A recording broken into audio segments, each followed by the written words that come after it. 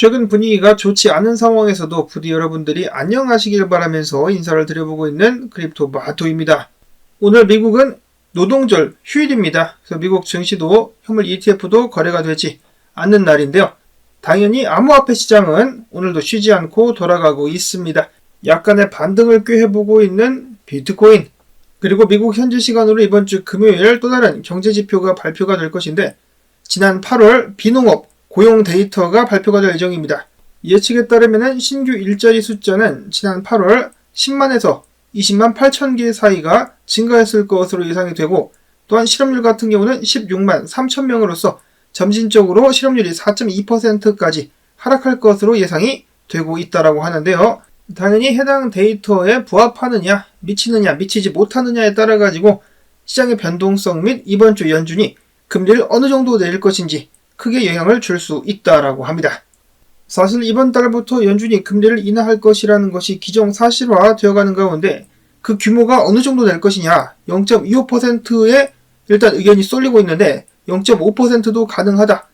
비트파이넥스 같은 경우는 만약에 연준이 0.25% 금리를 인하하게 된다면 유동성 증가 및 경기 침체 우려 완화에 비트코인 가격이 장기적인 상승을 보일 수 있을 것이다 라고 이야기를 했는데, 반면에 더 큰 폭으로 인하를 한다, 0.5% 인하를 하게 된다면 오히려 비트코인이 당장에는 상승할 수 있을지 모르겠지만 경기 침체 우려 확대로 다시 조정이 오게 되면서 가격이 빠질 수 있다라고 이야기를 했습니다.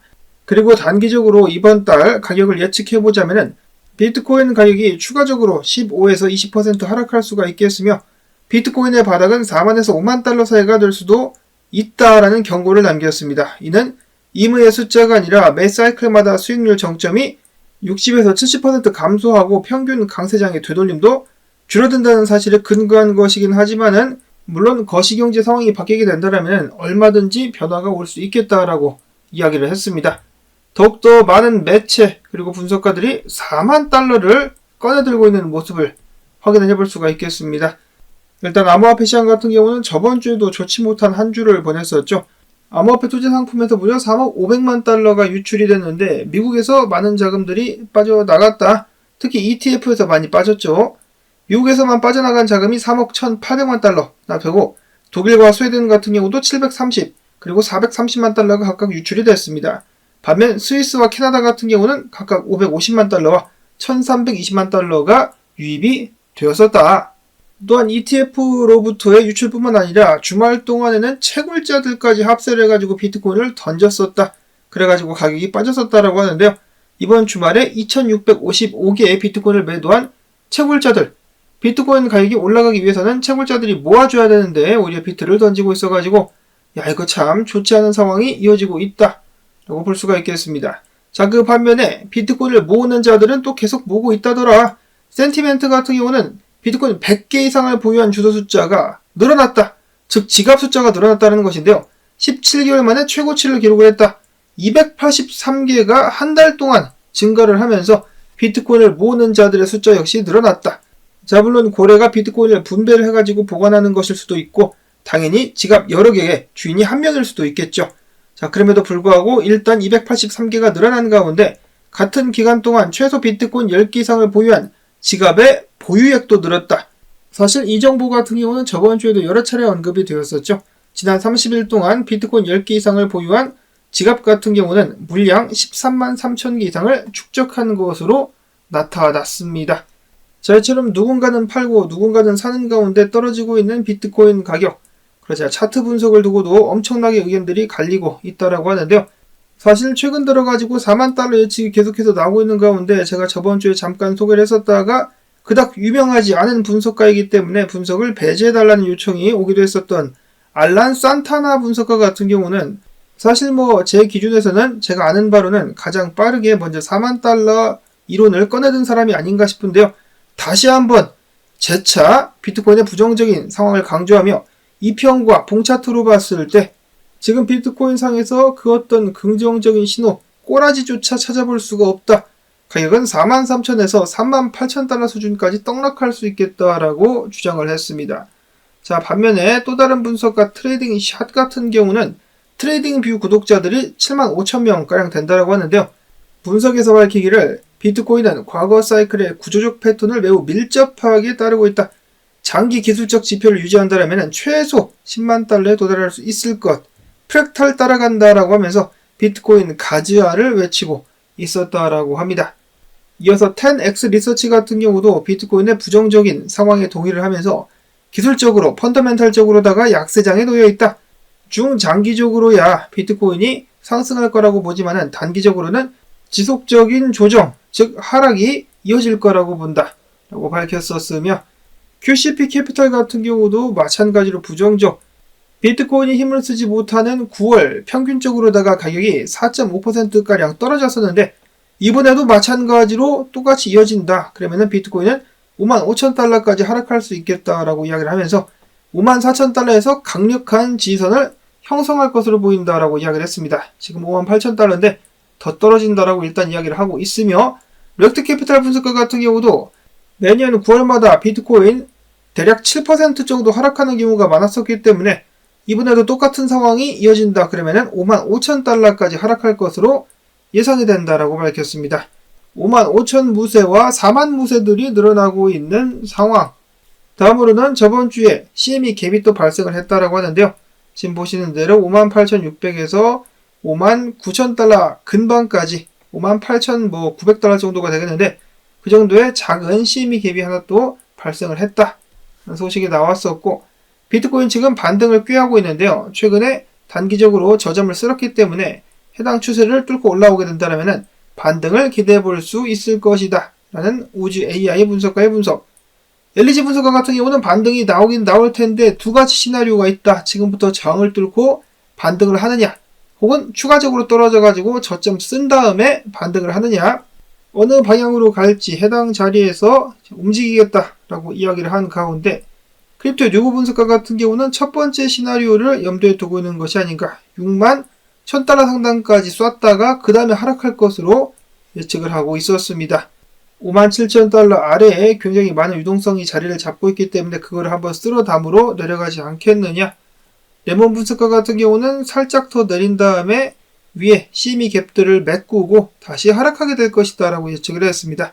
단기적으로는 뭡니까? 거의 90% 이상의 추가적인 하락을 보고 있는 상황 속에서 크립토 바이킹 분석가가 갑자기 이런 분석을 올렸습니다. 지금 자리부터 8만 달러짜리까지 한번 가보자. 롱 한번 쏜다라고 이야기를 하니까 해당 게시글에 굉장히 많은 사람들이 비판하는 글을 달았다라고 합니다. 그러자 그는 이렇게 이야기를 합니다.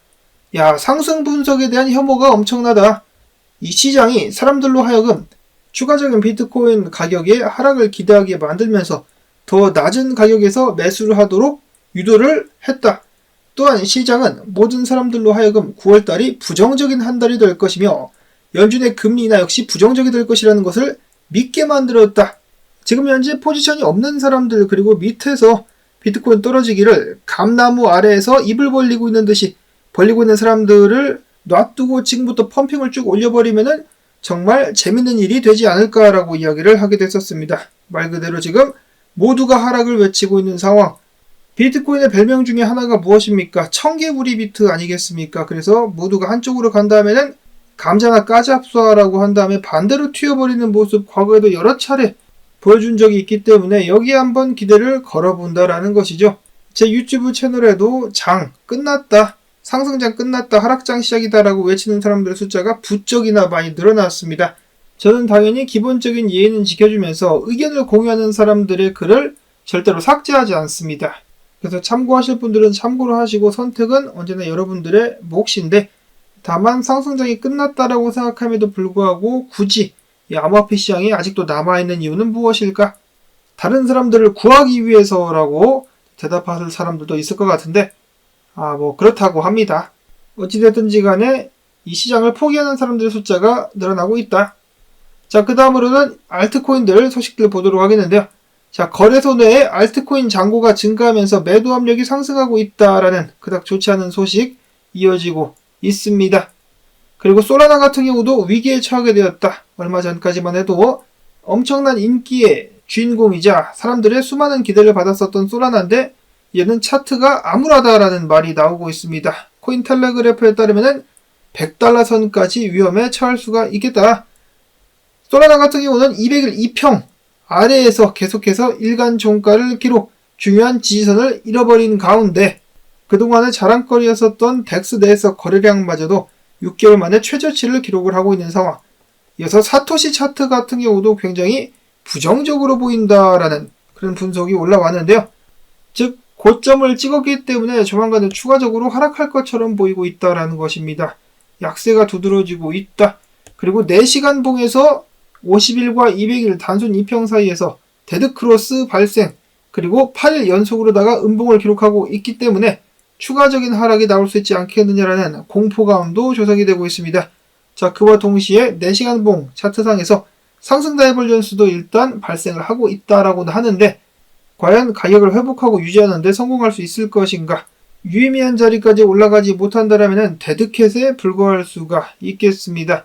설상가상으로다가 솔라나 물량도 풀린다라고 하는데요.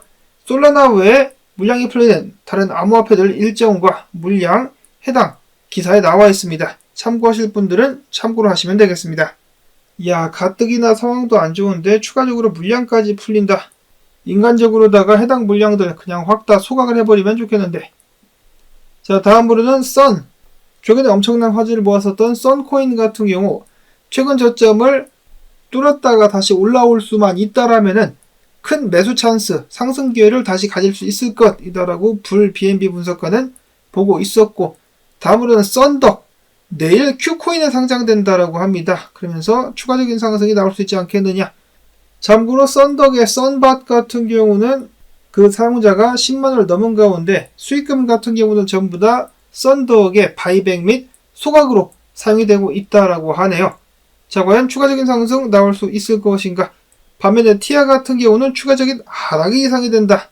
안타깝네요. 겨우겨우 올려놨는데 또 떨어질 것이 예상이 된다라고 네브라스카는 군호 분석가가 이야기를 했었고, 다음으로 스택스 같은 경우는 다가오는 15일 업그레이드, 나카모토 업그레이드에 성공을 하게 된다라면은 스택스 생산량, 그러니까 공급량이 절반으로 줄어들 예정이라고 합니다.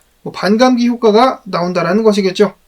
부디 성공적으로 업그레이드가 이루어지면서 스택스가 힘을 좀 받을 수 있기를 바라보면서, 또한 청개구리의 귀신이 비트코인의 빙의가 돼가지고 비트코인이 반대로 튈 수 있으면 좋겠다라는 바람을 가져보며 나온 정보들 도움되셨다면 수고했다라는 의미로서 시청료 주기, 광고 영상 재생 한 편만이라도 마지막까지 틀어놓고 운동하기 여러분들께 부탁을 드리면서 저는 다음에 새로운 소식 가지고 인사를 드리도록 하겠습니다. 안녕히 계십시오.